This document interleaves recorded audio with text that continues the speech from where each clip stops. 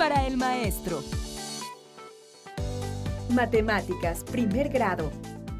Bloque 1. 9. Existencia y unicidad 1. Ángulos entre paralelas cortadas por una recta.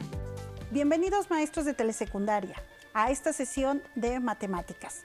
En esta ocasión, con el estudio de esta secuencia, iniciaremos el eje de forma, espacio y medida. La secuencia se llama Existencia y Unicidad y nos encontramos la maestra Silvia García y Olga Leticia López con ustedes. Silvia, ¿para qué estudiamos matemáticas y particularmente para qué estudiamos geometría? Buena pregunta.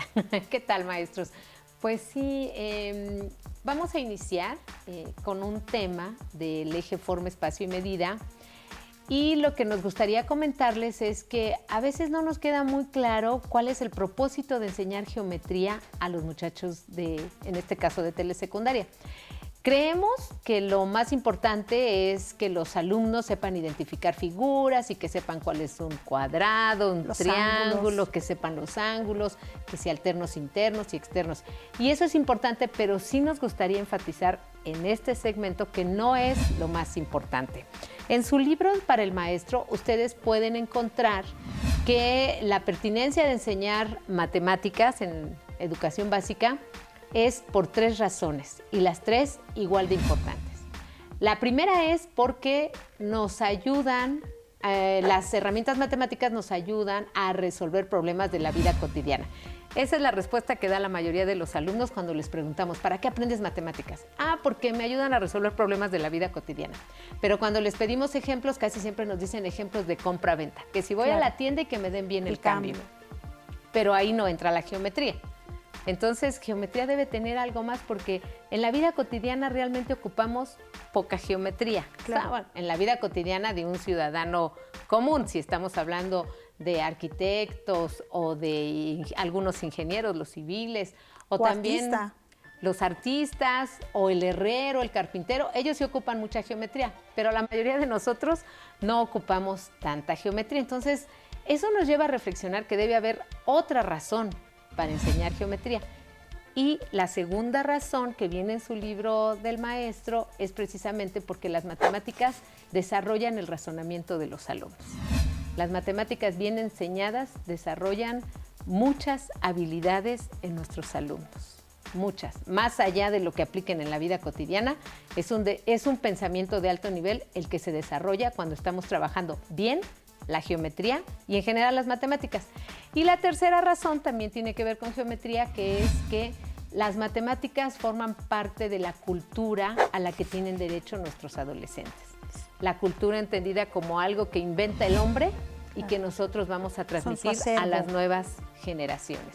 En este caso sabemos que la geometría fue la primera ciencia deductiva creada con los griegos, con la Grecia antigua, con Euclides y con otros geómetras griegos, y entonces también nuestros muchachos tienen derecho a conocer esa parte de la cultura.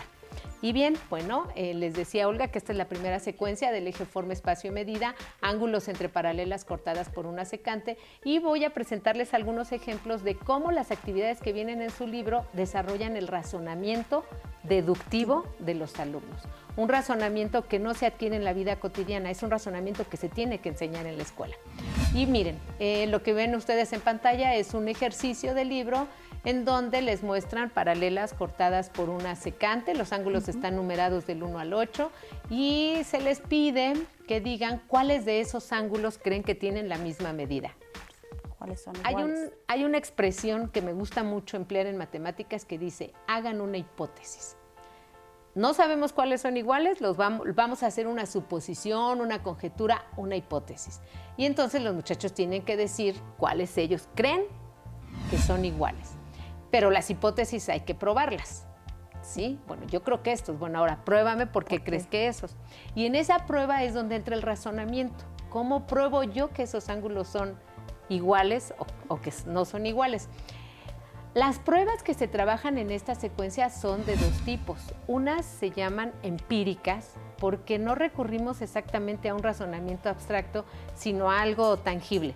En este caso se le pide al alumno que calque ese diagrama de las paralelas cortadas por la recta, que lo corte a la mitad y que lo superponga y lo vea a trasluz. Y ahí puede ver si son o no iguales, los ángulos que él había conjeturado en su hipótesis eran o no iguales. Este tipo de pruebas son empíricas. También si algunos alumnos deciden medir, que digan, yo voy a tomar mi transportador y los voy a medir, y miden los 8 ángulos y dicen, ah, sí, mira, el 2 y el 4 eran iguales, o el 6 y el 8. Bueno, esas pruebas empíricas son válidas hasta cierto nivel. Los niños las hacen en la primaria, porque a ese nivel se piden pruebas empíricas, pero en secundaria tenemos que dar un pasito más. En secundaria se trata de que las pruebas sean más formales y no apelando a nada físico, ni al transportador, ni al recortar y superponer, sino a razonamientos deductivos.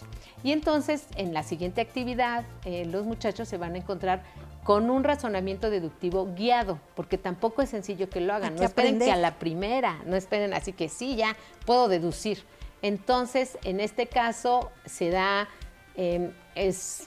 dos rectas que se cortan, hay ángulos opuestos por el vértice y los muchachos tienen que probar que los ángulos M y P son iguales y se va guiando. Claro, y aquí una característica de lo que veo en tu ejercicio es que no me estoy preocupando en el valor numérico, sino en el referente del ángulo, porque lo que quiero es hacer un argumento. Exacto. Eso que dice Olga es muy importante. Ya no estamos en el terreno de la medida. Ya no estamos diciendo cuánto mide cada ángulo, estamos trabajando con el ángulo en general de cualquier medida. Y eso es lo que esperaríamos que nuestros muchachos hicieran, ese tipo de razonamientos. Les comentaba que en este es guiado, pero más adelante, como pueden ver en pantalla, ya se les deja solitos. Dice la instrucción, escriban un razonamiento para probar que los ángulos opuestos por el vértice 2 y 4 son iguales. Y esperaríamos que ellos hicieran ese razonamiento. Cuestiones importantes es, por ejemplo, en la imagen anterior los ángulos estaban denotados con letras y en cierta posición, claro. Y en esta imagen le cambiamos la posición, claro, para que realmente haya un razonamiento de los muchachos al identificar los ángulos y demás, y luego las deducciones, ¿sí? En este caso dirán, bueno, el 3 y el 2 suman 180 grados, el 1 y ¿cuál dices tú? El 1 y el 4 suman 180 grados, o sea, empiezan a hacer ese tipo de afirmaciones y llegan a una deducción que es lo que nosotros estaríamos esperando. La geometría es un terreno muy fértil para desarrollar el razonamiento deductivo de los muchachos.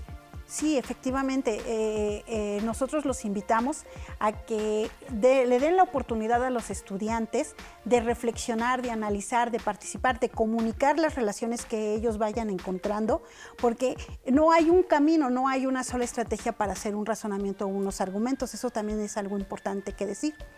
Bueno, maestros, recuerden consultar el portal educativo con este y otros materiales que hay a su disposición. Los pueden consultar las veces que consideren necesario. Muchas gracias por su atención. Gracias.